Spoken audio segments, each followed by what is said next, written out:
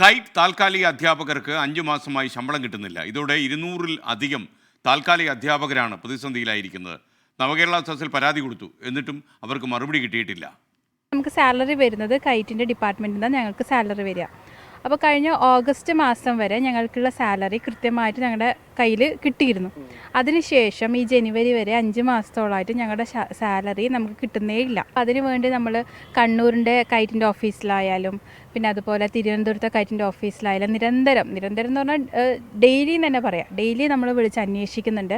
പക്ഷേ ഇതിനെപ്പറ്റി എപ്പോൾ സാലറി കിട്ടുന്നോ, എപ്പോൾ നമുക്കിത് പാസ്സായി കിട്ടുന്നോ, അങ്ങനൊരു മറുപടി എവിടെ നിന്നും നമുക്ക് കിട്ടുന്നില്ല. ആദ്യത്തെ 2 മാസം വലിയ ബുദ്ധിമുട്ടുകളൊന്നും ഇല്ലാണ്ട് ശമ്പളം കിട്ടുന്നു. ഇങ്ങനൊരു പ്രശ്നം ഉണ്ടാകും നമ്മൾ പ്രതീക്ഷിച്ചില്ല. അങ്ങനെ നേരത്തെ അറിയാമെങ്കിൽ നമ്മൾ വേറൊരു വരുമാന മാർഗ്ഗം നോക്കുമായിരുന്നു. അപ്പോൾ ബാക്കിയുള്ള സ്ഥിര നിയമനത്തിലുള്ള ടീച്ചർമാർ ചെയ്യുന്ന എല്ലാ ജോലിയും ഈ താൽക്കാലിക അധ്യാപകർ ചെയ്യുന്നുണ്ട്. പക്ഷേ നമ്മളിപ്പോൾ പോകുന്നത് തന്നെ ഇപ്പോൾ ടീച്ചർമാർ ഇപ്പോഴും ശമ്പളം കിട്ടാതായിട്ട് ഇപ്പോൾ 5 മാസത്തോളമായി. ഇപ്പോഴും ടീച്ചർമാർ കൃത്യമായിട്ട് സ്കൂളിലേക്ക് പോകുന്നുണ്ട്. വാർത്തയുടെ മറ്റു വിവരങ്ങളുമായി കണ്ണൂരിൽ നിന്ന് സജോ ദേവസ്യ തത്സമയം ചേരുന്നു. Sajo, good morning. സജോ, പറയൂ.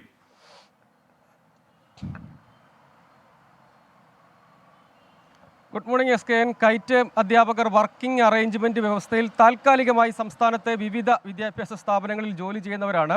കൃത്യമായി പറഞ്ഞാൽ 228ഓളം പേർക്ക് കഴിഞ്ഞ 5 മാസമായി, അതായത് ഓഗസ്റ്റ് മാസത്തിന് ശേഷം ശമ്പളം ലഭിക്കുന്നില്ല. നവകേരള സദസ്സിലടക്കം ഈ താൽക്കാലിക അധ്യാപകർ പരാതി നൽകിയും അതിന് പക്ഷേ കാര്യമായി മറുപടി ലഭിച്ചില്ല എന്ന് മാത്രമല്ല വകുപ്പ് മാറിയാണ് ആ പരാതി കൈകാര്യം ചെയ്യുന്നതിനായി എത്തിയത്. പിന്നീട് അതിൻ്റെ സ്റ്റാറ്റസ് അന്വേഷിച്ചപ്പോൾ അത് DDE ഓഫീസിലാണുള്ളത്. പക്ഷേ അത് തിരുവനന്തപുരത്തേക്ക് നേരിട്ട് ചെല്ലേണ്ട പരാതിയാണ്. അവിടെയും കാര്യമായ മറുപടിയൊന്നും ലഭിച്ചില്ല. ഇവർ പിന്നീട് അന്വേഷിക്കുമ്പോൾ മനസ്സിലാകുന്നത് ധനകാര്യ വകുപ്പ് ഇതുമായി ബന്ധപ്പെട്ട ഫയൽ പാസ്സാക്കിയിട്ടില്ല, അതായത് ഫണ്ട് അനുവദിക്കേണ്ട ധനകാര്യ വകുപ്പാണ്. ആ തുക പാസ്സായിട്ടില്ല, അതുകൊണ്ടാണ് അത് ലഭ്യമാകാത്തത്. അത് നേരിട്ട് സ്കൂളുകളിലെ അധ്യാപകർ ജോലി ചെയ്യുന്ന സ്കൂളുകളിലെ പ്രധാന അധ്യാപകരുടെ അക്കൗണ്ടിലേക്കാണ് മുൻപ് കൊടുത്തുകൊണ്ടിരുന്നത്. ഇപ്പോൾ താൽക്കാലിക അധ്യാപകരുടെ അക്കൗണ്ടിലേക്ക് നേരിട്ട് നൽകാനുള്ള ഉത്തരവ് നിർദ്ദേശം നേരത്തെ ഉണ്ടായിരുന്നതാണ്. പക്ഷേ രണ്ടായാലും ആ പണം അവർക്ക് ലഭ്യമാകുന്നില്ല. ഈ മാസ്റ്റർ ട്രെയിനേഴ്സായി അധ്യാപകരെ പല സ്ഥലത്തേക്കും നിയോഗിക്കുമ്പോൾ അങ്ങനെ ഒഴിവ് വരുന്ന സ്ഥലത്തേക്കാണ് ഈ താൽക്കാലിക അധ്യാപകരെ നിയോഗിക്കുന്നത്. അവർ എല്ലാ ജോലികളും ചെയ്യുന്നുണ്ട്. പലയിടത്തും അവരുടെ സാന്നിധ്യമില്ലെങ്കിൽ അവർ ഇപ്പോൾ തൊഴിൽ ഉപേക്ഷിച്ചിറങ്ങിയാൽ ആ ഇടങ്ങളിലൊക്കെ അധ്യാപകരുടെ കുറവുണ്ടാകും. ഇപ്പോൾ 10ാം ക്ലാസ്സിലടക്കം ഈ പരീക്ഷ നടക്കുന്ന ഹൈസ്കൂളിലും ഹയർ സെക്കൻഡറിയിലും ഒക്കെ അധ്യാപകർ പഠിപ്പിക്കുന്നുണ്ട്.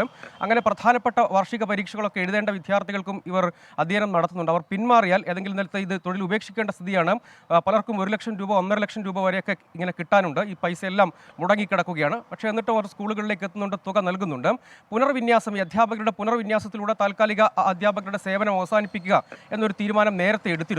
പക്ഷേ അതെങ്ങനെ വേണം, ആ അധ്യാപകരുടെ പുനർവിന്യാസം എങ്ങനെ വേണം എന്ന കാര്യത്തിൽ ഇപ്പോഴും ഒരു അവ്യക്തത തുടരുകയാണ്. അതും നടപ്പാക്കിയിട്ടില്ല. അങ്ങനെ ഇത് വിശ്വസിച്ച് ഈ തൊഴിൽ ഏറ്റെടുത്ത ആളുകൾ ഇപ്പോൾ സത്യത്തിൽ പെരുവഴിയിലാണ്. ശമ്പളമില്ല, സ്കൂളിലേക്ക് യാത്ര ചെയ്തെത്താൻ പോലും മറ്റെന്തെങ്കിലും നിലയ്ക്ക് പണം കണ്ടെത്തണം. അതിനുശേഷം അവരുടെ സേവനം ചെയ്യുന്നുണ്ട്. പക്ഷേ ആ സേവനത്തെ ഒരു നിലയ്ക്കും വിലമതിക്കാത്തൊരു നടപടിയാണ് സർക്കാരിൻ്റെ ഭാഗത്തുനിന്ന് ഉണ്ടാകുന്നത്. പലയിടത്തും സമാനമായി ഇത്തരം ശമ്പള വിതരണം മുടങ്ങിക്കിടപ്പുണ്ട്. പലപ്പോഴും ഇത് സാമ്പത്തിക പ്രതിസന്ധി കൊണ്ടൊക്കെ ആയിരിക്കാം. പക്ഷേ ഇവരെ കേൾക്കുകയും ഇവരുടെ പരാതികൾക്ക് അവർ പലതരത്തിലും പരാതി നൽകി, കൈറ്റിൽ നേരിട്ട് നൽകി, ഒപ്പം നവകേരള സദസ്സിൽ പരാതി നൽകി, അങ്ങനെ വിവിധയിടങ്ങളിൽ അവരുടെ പരാതികൾ ഉന്നയിച്ചു. പക്ഷേ അതിനൊന്നും ഒരു വ്യക്തമായ മറുപടി എപ്പോൾ നൽകാൻ കഴിയും, ഇനി എത്ര കാലം സേവനം തുടർന്ന്, അങ്ങനെയുള്ള കാര്യങ്ങളിൽ അവരെ കൂടി ഇത്രയും കാലം അവരുടെ സേവനം ഏതായാലും ഈ സ്കൂളുകളിൽ സർക്കാർ സ്വീകരിച്ചതാണ്.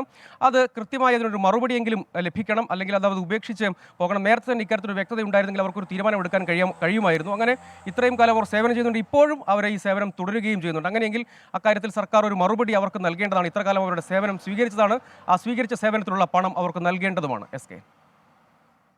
Okay, thank you Sajo Devasya.